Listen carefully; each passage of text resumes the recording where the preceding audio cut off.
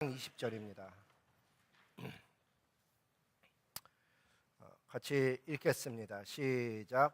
여호수아가 요단에서 가져온 그 12돌을 길갈에 세우고 이스라엘 자손들에게 말하여 이르되 후일에 너희의 자손들이 그들의 아버지에게 묻기를 이 돌들은 무슨 뜻이니까 하거든 너희는 너희의 자손들에게 알게 하여 이르기를 이스라엘이 많은 땅을 밟고 이 요단을 건넜음이라. 아멘. 우리 옆에 분들과 인사합니다. 참 잘 오셨습니다.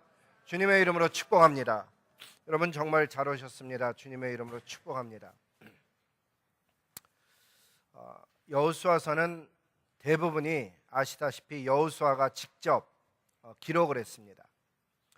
근데 뒤에 나오는 내용들 몇 가지, 예를 들면 갈렙의 헤브론을 어떻게 정복했는지, 여호수아가 어떻게 장례가 되어졌는지는 몇몇 사건들은 여호수아 이후에 기록이 되어졌습니다.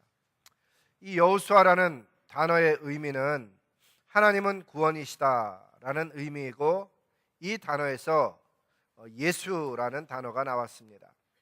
그러니까 여호수아와 예수아는 굉장히 같은 단어의 어근의 뿌리를 갖고 있는 거죠.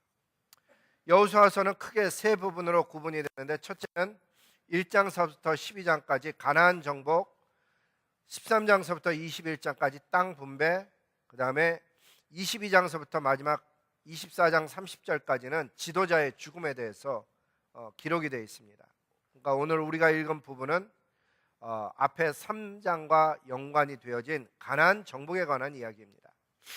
근데 이 3장은 내용이 어떤 것인가 하면 사느냐 죽느냐는 절박한 문제 앞에서 믿음으로 그 어려움을 극복한 믿음의 세대들에 대한 이야기입니다.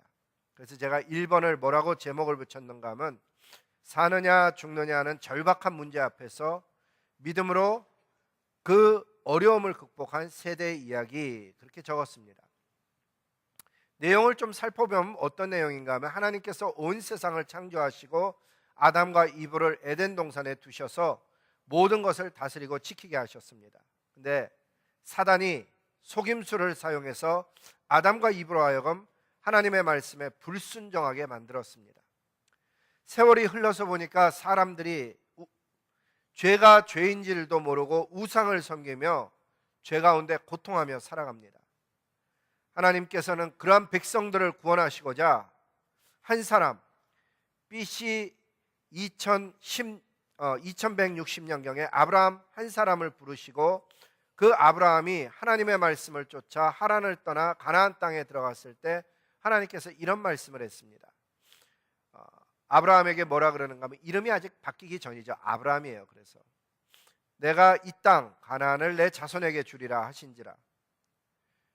내가 이 땅, 그 땅이 가나안 땅인데 그것을 너의 자손에게 주시리라. 근데 여러분 참 이상합니다. 우리 생각에는 이렇게 하나님의 약속을 받으면, 약속이 있다면 그 순간서부터 모든 일이 잘 되고 잘 먹고 평안하고 성공하는 삶을 살아야 될 것 같은데, 내용을 읽어보면 전혀 그렇지 않습니다. 이러한 하나님의 약속을 받은 아브라함과 그 후손들이 사는 모습을 보면 그렇게 평안하기보다는 어려운 일들을 겪습니다. 아브라함은 자신과 함께 출발했던 조카 롯과 부자연스럽게 헤어집니다. 약속의 자녀였던 이삭도 어려운 삶의 여정을 걸어갑니다. 그 당시가 농경사회여서 우물 하나만 파도 그 우물에서 물 나오면 대단한 것이었습니다. 그래서 일생에 우물 한 번 파는 것이 꿈이었습니다. 우물 하나를 가지고 있다는 의미는 농경사회에서 양과 목축을 하는 사회 속에서는 요즘으로 이야기하면 큰 빌딩을 하나 가지고 있는 것과 마찬가지로 풍요로운 삶을 약속하는 이야기입니다. 그런데 이삭은 우물을 빼앗깁니다.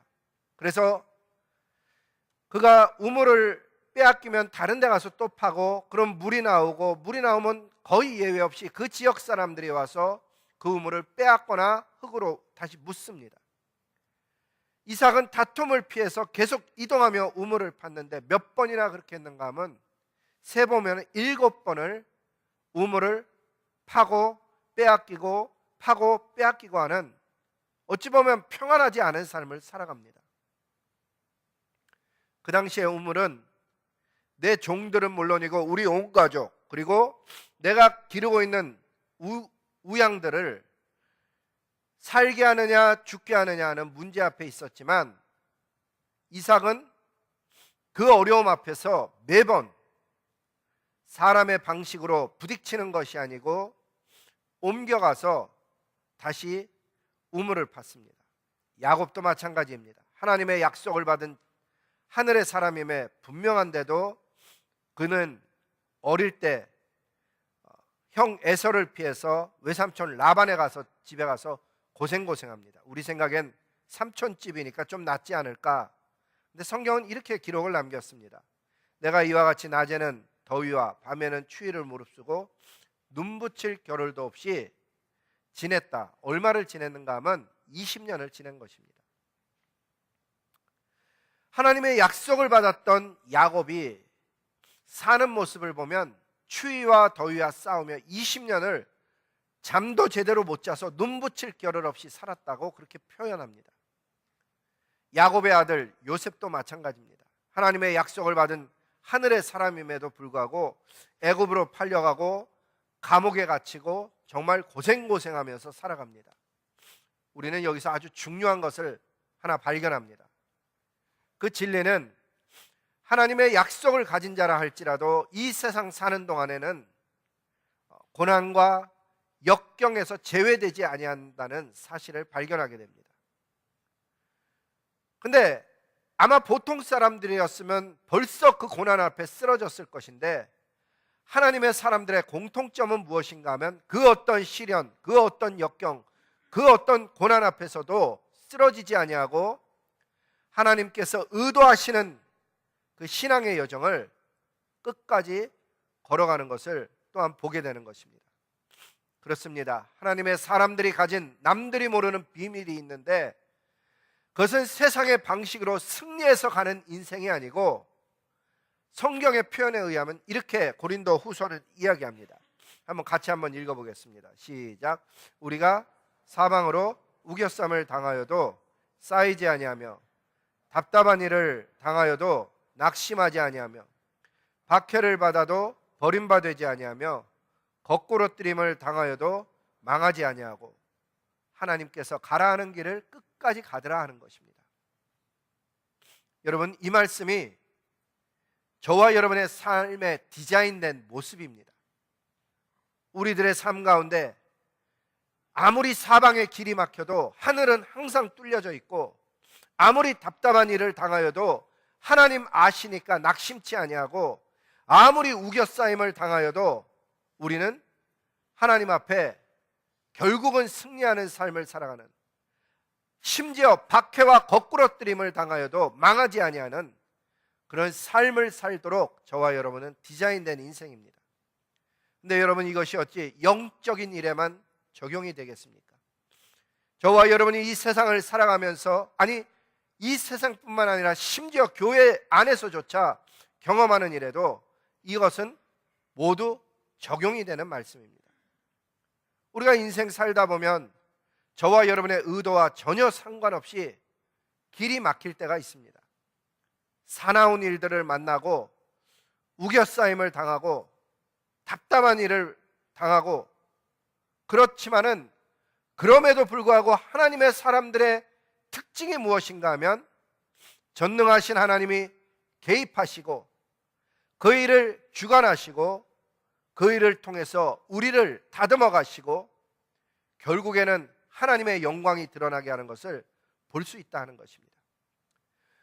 만약에 아브라함이 하늘의 수많은 별을 보여준 하나님 앞에서 달랑 이삭 하나를 받았다고 어찌 이럴 수가 있냐고 불평하고 실망하여서 더 이상 하나님과 동행하는 것을 거부했다면 성경의 아브라함의 이름은 나타나지 않았을 것입니다. 요셉도 마찬가지죠. 자기에게 하나님께서 보여준 해와 달과 별들이 자기에게 인사하고 절했었는데 감옥에 갈 때 하나님 이건 아니지 않습니까? 라면서 자기의 가야 될 사명의 길, 자기가 걸어가야 되는 인생의 길을 자기 마음대로 걸어갔다면 오늘날 성경에 나오는 요셉은 잊지 않았을 거라 하는 것입니다. 하나님의 사람들의 공통점은 고난과 역경 앞에서도 하나님이 개입해 주실 줄 믿습니다. 하나님이 이 일을 다스려 주실 줄 믿습니다. 하나님께서 해결해 주실 줄로 믿습니다. 하나님께 이 일을 맡겨드립니다. 하나님의 다스림과 통치하심을 받기를 원합니다 하면서 하나님의 역사를 기다렸던 신앙인들만이 그 삶을 끝까지 하나님의 뜻을 받들어 살았던 것을 보게 된다는 것입니다. 그날들이 야곱은 20년이라는 세월을 그렇게 살아갔고 요셉은 최소한 10년 이상을 그렇게 살아갔던 것을 보게 됩니다. 한마디로 하나님의 약속을 붙들고 살아가는 이야기는 하루아침에 이루어지는 이야기가 아닌 것입니다. 저나 여러분 역시 하나님의 약속을 붙들고 인생길을 걸어가고 있습니다. 걸어가다 보니까 힘든 일도 만나고 남으로 인해서 만나는 일도 있지만 내가 어리석어서 그렇게 만든 일들도 있습니다. 심지어 거꾸러뜨림을 당하는 것 같은 느낌을 받을 때도 있습니다.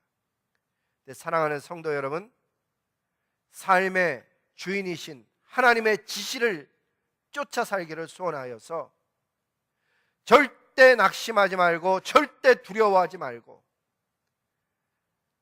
만군의 여호와 하나님께서 얼마든지 이 일을 해결할 수 있음을 믿고 그분에게 기도하며 소망을 가지고 오히려 하나님의 이름을 찬양하며 걸어가는 인생길 갈 수 있기를 주님의 이름으로 복을 비는 것입니다.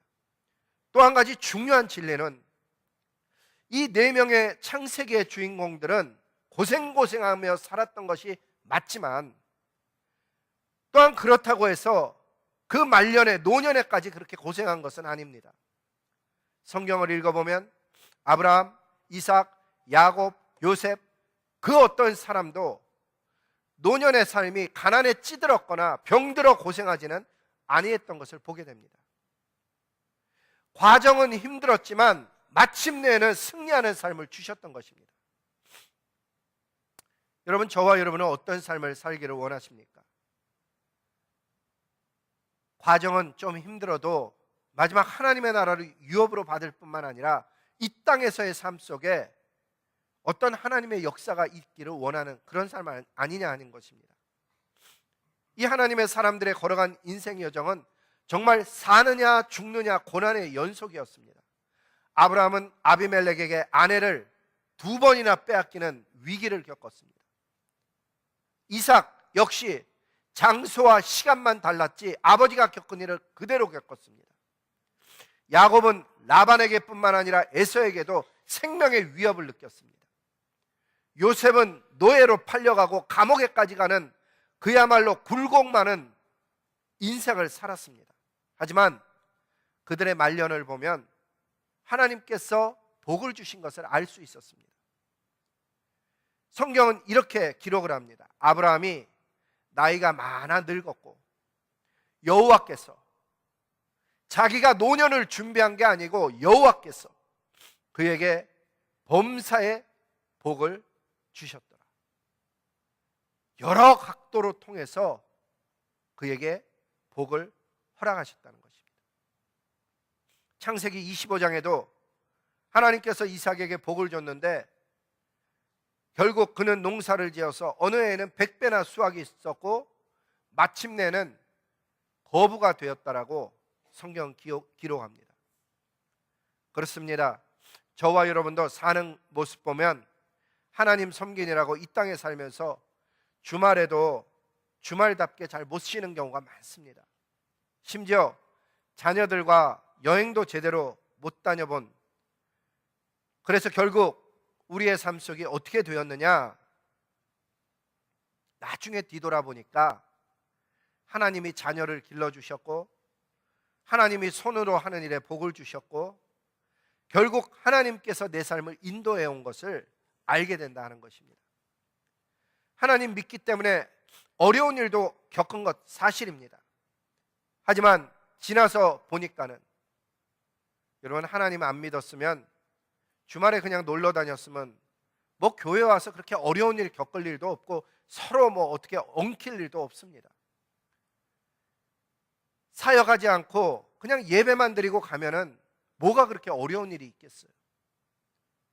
근데 그렇게 하나님 시키는 대로 살겠다고 애를 써서 걸어오니까, 자국마다 걸음마다 보니까 어려운 일이 있었음에도 불구하고 그 어려움을 통해서 내가 다듬어졌고, 하나님은 그 어려움을 통해서 하나님의 뜻을 어떤 형태로든지 이루어 왔다는 것을 알게 된다는 것입니다. 그 하나님의 허락하신 어려움 때문에 하나님을 더 깊이 알게 된 사람도 있고, 그 어려움 때문에 나의 부족함과 어리석음을, 그리고 모순됨을 깊이 깨달아서 하나님 앞에 엎드리는 인생, 하나님 앞에 도움 청하는 인생이 되게 하신 것을 보게 된다 하는 것입니다. 결국 저와 여러분이 겪고 있는 모든 고난과 역경, 그것은 원인이 나의 부족함에서 시작했던 어떤 다른 사람이 나를 그렇게 팔아넘겼고 그렇게 고난 가운데 있게 했던 그것은 모두 다 하나님의 결정이 없으면 이루어지지 않은 일임으로 인해서, 그것은 결국 하나님의 손길이요 하나님의 은혜의 과정이었음을 보게 되면서 왕이신 하나님을 찬양하지 않을 수 없다는 것입니다. 요셉은 그렇게 고생해놓고 마지막에 뭐라 하는가 하면, 하나님이 당신들이 나를 판 게 아닙니다. 하나님이 나를 앞서 보내시는 과정에 당신을 사용했을 뿐입니다라고 이야기합니다. 이스라엘 백성들이 아브라함의 자손들로서 약속을 받았음에도 불구하고 그렇게 고생하였지만, 사실 그 속에 보면 때를 따라 이른 비와 늦은 비로 돌보시는 하나님, 모난 나를 다듬어 가시는 하나님, 하나님 앞에 은혜를 구하도록 엎드리게 하는 그 은혜를 주셔서 이스라엘 백성들이 고생하여서 결국은 애굽에서 나오고 홍해를 건너고 광야를 지나서 이제 요단강 앞에 쓴 것이 오늘 내용의 배경이라 하는 것입니다. 이제 이 요단을 건너서 가나안을 정복하면 약속하신 젖과 꿀이 흐르는 땅을 얻게 되는 시점에 와 있는 것입니다. 요단이 어디에 있느냐? 요즘 지도로 보면 요르단이라고 써 있는 곳에 보면 요르단 글씨 바로 위에 보면 느보산이라고 있죠. 모세가 죽은 산이에요. 그죠? 보면은 느보산이 있고 사해가 있고 그리고 여리고가 있는데, 맞은편에 사해가 바로 동그라미가 끝나는 고기 파랗게 올라가는 거기를 건넌 거예요. 이스라엘은 하나님의 명령을 쫓아 요단을 건넜습니다. 하나님의 임재를 상징하는 언약궤를 제사장들이 메고 요단에 들어서니까 흐르던 물이 멈춰 섰습니다. 하나님의 임재와 함께 하시면 그 어떤 문제도 멈추어질 수밖에 없음을 상징하기도 하는 사건입니다. 그리고 하나님과 함께 하면은 걸을 수 없는 장소를 걷게 되는 것에 대한 예시를 우리에게 보여주는 것입니다.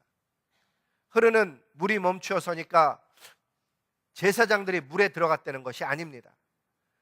말씀을 잘 읽어보면 물은 여전히 흐르고 있는데 믿음으로 물에 들어가니까 요단 물이 일어나 심히 멀리서부터 쌓여 일어나 멈추게 되었다라고 이야기합니다. 문제를 해결하는 혹은 이기는 믿음은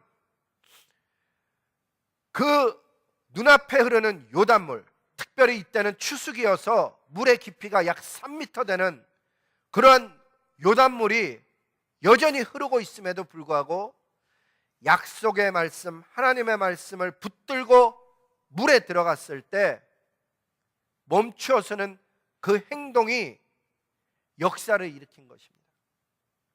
오늘날에도 마찬가지입니다. 어떤 문제를 만나지 않는 인생은 없습니다. 근데 그 문제 앞에서 두려워하지 말라고 주님은 가르쳐 주십니다. 하나님이 함께 계심을 믿고 하나님의 말씀의 언약궤 임재를 내 가슴에 새기고, 그리고 하나님이 해결하시는 방법을 쫓아 살겠노라 흐르는 물속에 들어갈 때 눈앞에 흐르던 물이 멈추어 서게 되는 것입니다. 사랑하는 성도 여러분, 여러분은 지금 어떤 어려움 앞에 서 있습니까? 하나님과 함께하는 것이 문제를 해결하는 가장 근본된 방법이고 승리하는 길인 것입니다. 문제를 만났을 때 하나님께 도우심을 청하러 엎드리는 것, 그리고 하나님의 말씀을 붙들고 씨름하는 것이 이기는 길이라 하는 것입니다. 진짜 신앙은 성경 공부나 예배 속에 나타나는 것이 아닙니다. 진짜 신앙은 어디서 나타나는가 하면 어려움 앞에 내가 어떻게 반응하는가로 나타나게 됩니다. 우리가 만나는 문제는 사실 진짜 문제가 아닙니다. 눈에 보이는 문제는 내 안의 모습을 겉으로 드러냈을 뿐입니다. 무지하고 어리석은 내 모습이 겉에 보여지는 현상인 것입니다. 따라서 우리의 신앙과 사명을 이루어가는데 꼭 거쳐야 하는 수련 과정이 있다면 그것은 가려진 나를 넘어서야 진짜 내가 보이게 되는 것입니다. 이 과정을 통과하는 것이 그리 쉽지는 않습니다. 하지만 하나님의 사람들을 보면 아브라함은 아내를 2번이나 팔아넘기면서 깨달아야만 했고, 이삭은 우물을 7번이나 파면서 그는 그것을 하나님이 나와 함께 하시는을 만났던 것입니다. 요셉도 마찬가지고요. 그 과정을 건너는 걸 어떤 사람들은 광야의 학교라고도 이야기합니다. 그것을 통해서 상대방이 변하는 것이 아니고 어떤 의미에서는 내가 하나님 앞에서의 변화를 겪게 되는 것입니다. 그로 인해서 하나님을 신뢰하게 되고 의지하게 되고 더 하나님을 사랑하게 되는 것입니다. 결국 이스라엘은 요단을 건너면서 어느 누구도 내 실력으로 내 능력으로 요단을 건넜다고 얘기하는, 주장하는 사람이 단 한 명도 없습니다. 모두가 다 고백하기를 하나님께서 우리로 하여금 요단을 건널 때 마른 땅으로 건너게 하셨다고 고백하게 되었습니다. 그 시작이 스스로를 성결케 하고 말씀을 쫓아 나섰을 때, 하나님의 임재 언약궤를 쫓아 나섰을 때 물은 멈추어 섰고 그들의 삶은 마른 땅을 건너는 일을 경험한 것입니다. 오늘도 저와 여러분이 걸어가는 길이 아직 물이 흐르고 있고 문제가 진행되고 있을지 모르겠습니다. 하지만 하나님의 약속의 말씀을 붙들고 들어가는 저와 여러분이 될 수 있기를 소원하고, 그 과정을 통해서 내가 변하는 역사를 경험할 수 있기를 주님의 이름으로 복을 비는 것입니다. 두 번째는 그렇게 사느냐 죽느냐 하는 절박한 문제를 믿음으로 이긴 극복한 세대 이야기, 그것만 성경에 나오는 것이 아닙니다. 그것이 성경에만 있는 이야기가 아니죠. 잘 보면 이 미국 땅에 와서 정착하며 살아온 우리 세대의 이야기이기도 합니다. 영어를 잘 못해서 겪은 일화가 정말 많고, 그럼에도 불구하고 이 땅에 자리를 잡고 뿌리를 내린 이민자의 삶의 모습이 있다는 것입니다. 그런 우리 이민자의 삶이 다음 세대에게 넘겨줘야 되는 것은 두 가지입니다. 먼저는 그동안 교회 다니면서 어려웠던 사람들과 함께 화해하는 일을 해야 됩니다. 두 번째는 우리가 경험한 하나님을 우리 다음 세대의 자녀들에게 잘 전해야 하는 사명을 갖습니다.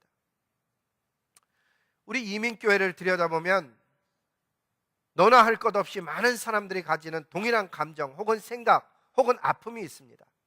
그것은 교회가 생각보다 그렇게 만만치가 않습니다. 갈라지고 분열하고 성도들 간에, 직분자들 간에 서로 주고받은 상처가 있습니다. 예수 그리스도는 이 땅에 오실 때 평화의 왕으로 오셨고 하나님과 우리 인간 사이의 죄로 인해서 벌어진 관계를 회복하시고자 자기 몸을 들여 그 일을 이루셨습니다. 평화의 왕으로 오신 예수님을 우리가 모시고 사는 인생인데, 우리도 그렇게 실제로 할 수 있을지 없을지 잘 모르지만 방향은 평화의 사람, 화목해하는 사람, 자신의 삶을 드리는 삶을 살기 위해서 어떤 형태로든지 하나님 앞에서 발버둥을 쳐야 되는 것입니다. 우리의 자아가 얼마나 강한지 좀처럼 평화에 화목해하는 일에, 그리고 자아를 깨뜨리는 일에 나 자신이 들여지지 않는 고통을 가지고 있습니다. 과거에 교회 일들로 인해서 불편해진 사람이 있다면, 그런 사람을 어쩌다가 마켓에서 만나거나 길에서 만났다면 먼저 평화를 선포하고 예수님의 이름으로 복 빌어줄 수 있는 관계로 나아갈 수 있기를 소원하는 것입니다. 사랑하는 성도 여러분, 저와 여러분이 그 방향을 놓고 아무리 기도를 해도 그렇게 안 될 수도 있겠지만, 어느 순간 하나님의 은혜를 입으면 용기를 내요. 참 그때 의도는 그렇지 않았는데 참 진행이나 과정 속에 안 되어서 죄송했다고 이야기할 수 있길 바라고 평화를 선포할 수 있길 바랍니다. 우리 RTP 지역은 교회가 지금 14개밖에 되지 않지만 샬롯 지역은 50개 넘어서서 60개로 들어가고 있습니다. 교민들 사회는 비슷한데, 숫자는 비슷한데 교회 숫자가 많은 이유는 어떤 사람들은 그 지역의 특성을 이야기할 때 서로 갈라지면 뒤도 안 돌아보는 일 때문에 그렇다라고 이야기합니다. 맞는지는 모르지만 분명한 것 한 가지는, 사랑의 예수님 평강의 왕을 믿으러 왔다가 어떤 일이든지 우리 안에 불편한 이야기가 있다면 이 왕 대신 예수님이 자신은 몸을 찢겨가면서 평화를, 화목을 이루려고 그분 자신을 드렸던 것처럼 우리도 예수님 갔던 길을 가기를 소원하고, 그렇게 뛰어들지는 못하지만 물가에 서 있는 아이처럼 용기 없는 모습일지 모르지만, 그럼에도 불구하고 하나님, 내가 평화를 선포하는 사람 되게 해주세요. 하나님, 내가 화목해하는 사람 되게 해주세요.